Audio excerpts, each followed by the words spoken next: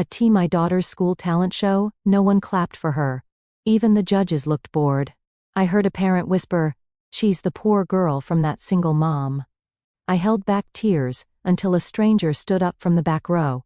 The room went silent as he took the stage. I knew something was wrong the second the room went quiet. My daughter had just finished playing the piano, her small hand still trembling above the keys. Final note had barely faded when I realized what was missing. No applause, no polite nods, just silence. And then, I heard it. Just loud enough to cut through the quiet, a woman somewhere behind me whispered, "That's the poor girl, the one with the single mom." I felt my chest tighten. My ears rang. I couldn't even turn around. I just sat there, frozen, my hands gripping the edge of the seat like it could keep me from falling apart. My daughter's name is Zaria. She's 9 years old, and last night, she played her heart out at her school's annual talent show. She wrote her own song, practiced it for weeks, poured every ounce of herself into it. I watched her stay up late after homework, headphones in, tapping out melodies on a tiny keyboard we bought from a yard sale. She believed in that song. But when she played it on stage in front of her classmates, the judges, and a crowd full of parents, they didn't clap. Not even a few scattered claps out of pity. Nothing. I looked at her from my seat in the middle row. She bowed like I taught her, then glanced up searching for some kind of reaction. Her eyes met mine, and for a moment, I thought I saw her swallow it down. The disappointment, the confusion, the shame. I was trying so hard not to cry.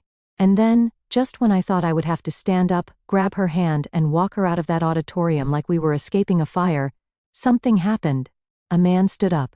He was sitting in the very back row, alone, tall, older, dressed in a quiet gray suit. He didn't smile. He didn't say anything. He just started walking down the aisle toward the stage.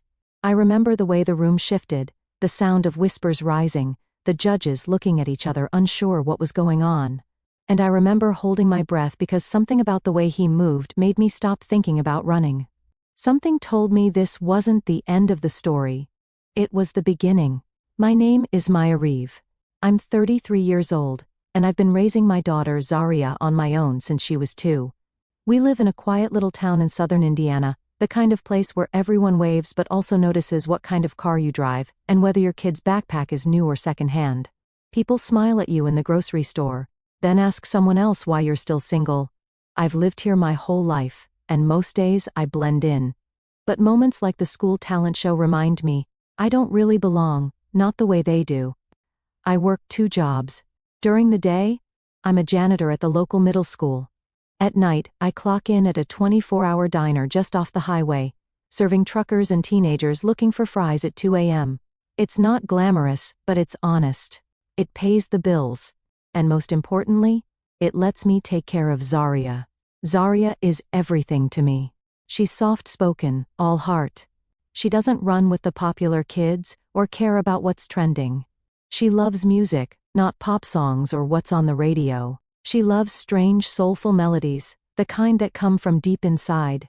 She started writing little songs when she was 7, just humming things into a recorder and telling me, "This one feels like rain," or "This one is what it sounds like when someone misses you." I bought her a used keyboard from a garage sale last spring, $60.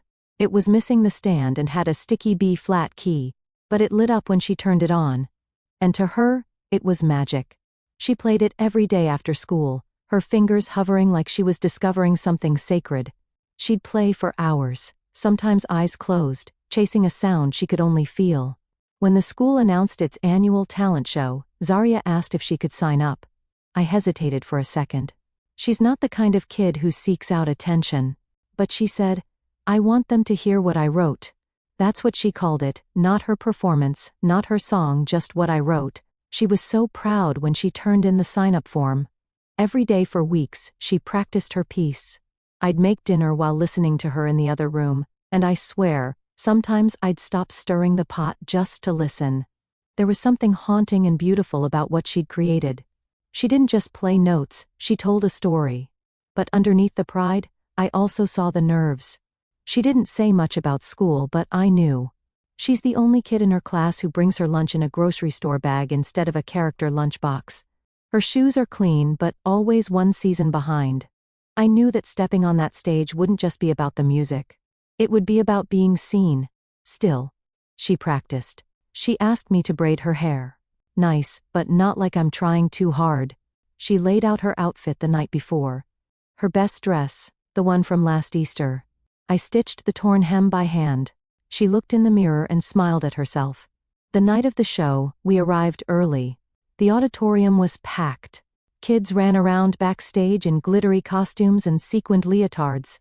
Parents chatted in clusters, comparing private lessons and weekend camps. I sat alone in the middle of the audience, clutching my hands, trying not to look too out of place. When Zaria's name was called, I stood up a little in my seat, craning to see her. She walked to the piano slowly, her chin up, but her fingers fidgeting. I whispered to myself, "You've got this, baby." She sat down at the bench, adjusted the microphone just like she'd practiced, and placed her fingers on the keys. And then she started to play. The moment Soraya started playing, the room began to change, but not in the way I'd hoped. She played the first few notes of her piece, slow and soft, like she was inviting the audience into a memory only she remembered. The melody floated across the auditorium like a whisper, a lullaby dipped in sorrow and hope. It didn't sound like anything the kids before her had done. No karaoke, no flashy moves, no backing tracks, just her. A piano and a story told through her fingertips. I sat on the edge of my seat, heart pounding with pride, watching her close her eyes as the notes carried her away. But as I scanned the audience, I could feel something else. They weren't listening. A couple of parents near the back were whispering. 2 kids in the front row giggled. One of the judges, the one with the oversized blazer and clipboard, glanced down at his phone and started typing. The woman next to me pulled out a pack of gum like she was waiting for an elevator, and then I heard it, clear as a bell. "She's the poor girl, the one with the single mom?" The words didn't hit my ears. They hit my spine. I turned slightly trying to see who said it, but I didn't need to. I already knew the type. Someone who'd never had to explain to their kid why Santa only brought one gift. Someone who never had to choose between fixing the car and paying for field trip fees. I bit the inside of my cheek hard enough to taste metal. I wanted to stand up, to defend her, to scream. "She is more than whatever story you've made up about us." But I couldn't. My legs wouldn't move. My body was locked in place, my pulse pounding in my throat.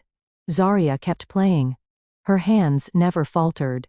She poured herself into every note like it mattered, like someone out there would understand. But they didn't. Not that night. She finished with a soft, unexpected chord that hung in the air, delicate and unresolved, then silence. She bowed, just like we practiced, holding it for a second. Her head came up slowly, scanning the room.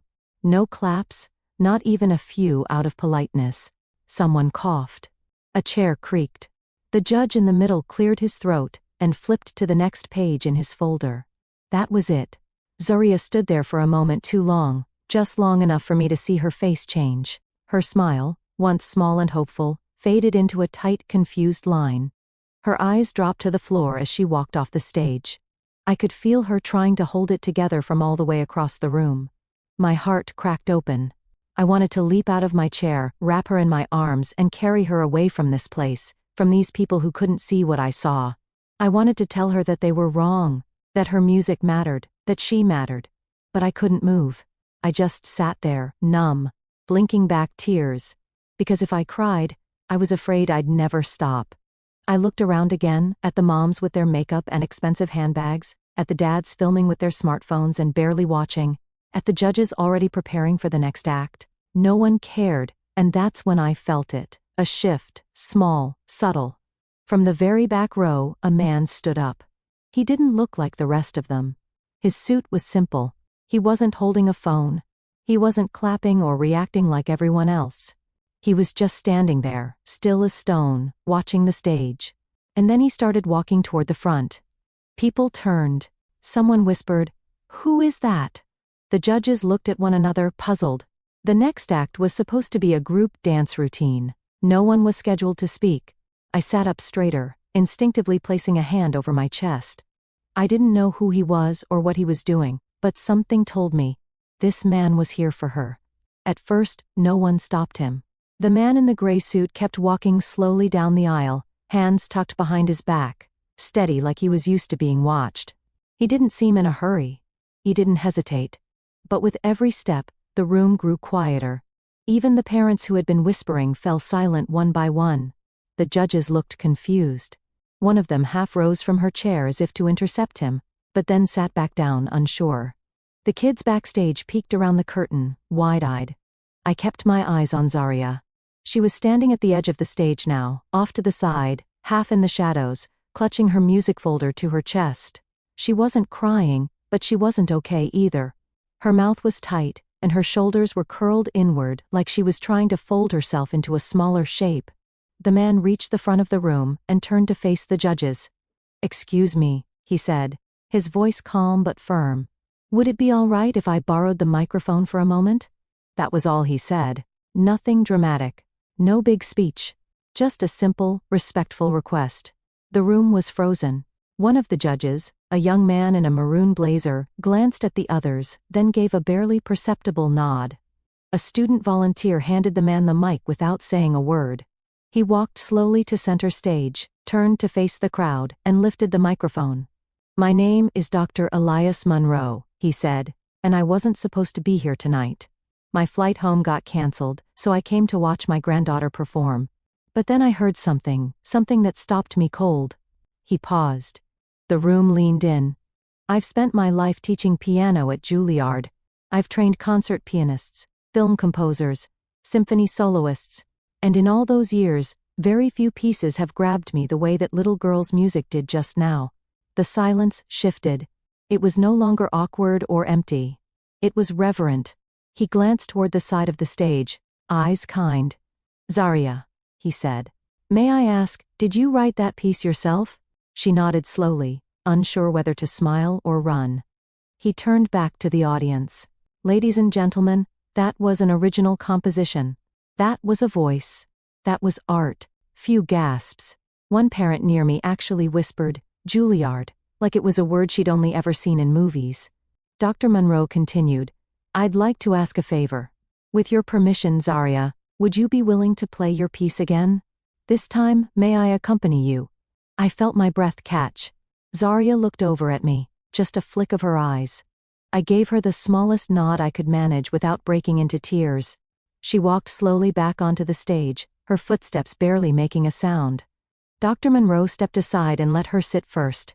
Then he sat beside her, not taking over the bench, just sharing it. His hands hovered above the keys, waiting for her lead, and then she began to play. This time, the notes didn't sound small. With Dr. Monroe's quiet chords layered beneath hers, it was like her melody found a voice that had been waiting to echo it. He didn't overpower her. He followed her, supported her, lifted her music like a second set of wings. You could feel the shift in the room. The laughter stopped. The parents leaned forward. The judges put down their pens. No one looked away. When they reached the final note, there was a beat of perfect stillness. And then the entire auditorium stood. Applause erupted like a wave. Shouts, whistles, hands clapping raw. People who hadn't noticed her before were now on their feet, clapping like she'd just won a national award. Phones were out recording. I saw one judge wipe her eyes. I stood too, clapping so hard it hurt. "And, Zarya?" She turned to Dr. Monroe and gave him the smallest, most sincere smile I've ever seen. In that moment, she wasn't the poor girl anymore. She was a musician. She was seen. And I knew everything had just changed. When the applause finally began to fade, Zarya just sat there, still at the piano, her hands resting gently in her lap. Her eyes were wide, not in fear anymore, but in something closer to wonder. She looked around the auditorium like she was seeing it for the first time. Dr. Monroe leaned toward her and said something we couldn't hear. She nodded once, then slowly stood, bowing again. But this time, the gesture wasn't timid. It was proud, intentional. She looked up with her chin high, and the room gave her everything it hadn't the first time. As they walked off stage together, people turned to each other asking who she was. Parents who had ignored us in the school pickup line were now craning their necks to get a better look at her. Kids whispered in awe. Even one of the judges followed her backstage with a clipboard, smiling like they'd just discovered a hidden treasure. I stood in the crowd, still clapping, heart pounding, eyes full. I didn't care what anyone thought of me in that moment. All I saw was my daughter being seen, not for what we didn't have, but for who she was. When she came down from the stage, she ran straight into my arms. "I did it," she whispered into my chest. I couldn't speak. I just held her tighter. Dr. Monroe came over a moment later, smiling. He held out his hand to me, but before I could shake it, he said, "Your daughter has an extraordinary gift, one I don't see often." That was more than just talent. That was truth. I finally found my voice. "Thank you. Thank you for seeing her, for giving her that moment." He nodded. "It wasn't mine to give. She created it. All I did was make sure no one missed it." Then he reached into his coat pocket and handed me a card. It was embossed with his name and a New York address. "If you're open to it," he said, "I'd like to connect her with someone at a youth arts foundation I work with. They offer weekend intensives and private mentorship for gifted young composers. She won't have to audition." I already heard what I needed to. I was stunned. I looked down at the card, then back at him. "She's never taken a formal lesson," I said. "I mean, we can't really afford much right now." He smiled. "That won't be a problem. This is about access. She deserves to be nurtured, not just noticed." Zaria looked up at me, unsure, like she was asking permission just with her eyes. I nodded, trying not to cry. "Say thank you, baby. Thank you," she said, her voice small but steady. "Doctor?" Monroe tipped his head, turned, and walked back toward the crowd. That night, after we got home, Zaria didn't want to take off her dress. She sat on the living room floor, keyboard in her lap, humming something new. I brought us bowls of cereal because I couldn't muster the energy to cook, and we ate cross-legged on a blanket like a picnic under the ceiling fan. She played a few bars of her new song and looked up at me. "Do you think I can really go?" she asked, to the place the music man said. I reached over, tucked a curl behind her ear, and said, "You already did. It's been 5 months since the night my daughter changed everything by doing nothing more than being exactly who she is. We're still living in the same small house. I still work both of my jobs. I still bring home leftovers from the diner when I can, and sometimes Zaria still wears second-hand shoes. But things feel different now, not because we have more money or more things, but because for the first time, my daughter sees herself differently. Since that night, she's been attending weekend mentorship sessions at a music conservatory an hour outside of town. Every Saturday, we wake up before sunrise. I pack a thermos of hot cocoa, and we make the drive together. Just her and me, music playing low in the car, her face pressed to the window watching the cornfields roll by. She's not the same girl who stepped onto that stage, terrified no one would listen. Now she talks about dynamics, layering, the emotion behind a minor chord. Her teachers say she's composing pieces with depth they usually don't see in students twice her age. She still plays that first piece sometimes, the one no one clapped for, but now she plays it differently, more confident, more certain, not louder, just fuller, like she owns every note, and she does. Something changed in me too. For years, I believed we had to keep our heads down, stay quiet, stay grateful, not ask for more than we were given. I thought if I could just protect her from judgment, from failure, from being othered, that would be enough. But I was wrong. What she needed wasn't protection. It was permission to be heard, to take up space, to believe in the sound of her own voice, even if the room stayed silent. I almost let that moment slip past us. I almost let her walk away from the stage, believing that silence meant she wasn't enough. But one stranger, one person who chose to pay attention, made sure that didn't happen, and that's the part I keep thinking about. It wasn't a miracle. It wasn't luck. It was a decision. Dr. Monroe didn't just hear her music. He recognized it. And then he acted, quietly, powerfully. Not to rescue her, but to amplify her. Sometimes that's all it takes. One person willing to listen deeply, to step forward when everyone else stays seated, to remind a child you are not invisible. And sometimes, all it takes to keep going is to know that someone out there sees your light, even if only for a moment. That night didn't change our lives overnight, but it did give my daughter something I could never have wrapped in a box or written into a bedtime story. It gave her the belief that she is worthy of being seen, and it gave me something too. It reminded me that our story doesn't end with other people's silence. that when no one claps, it doesn't mean you stop playing. You keep going. Because one day, someone might hear you.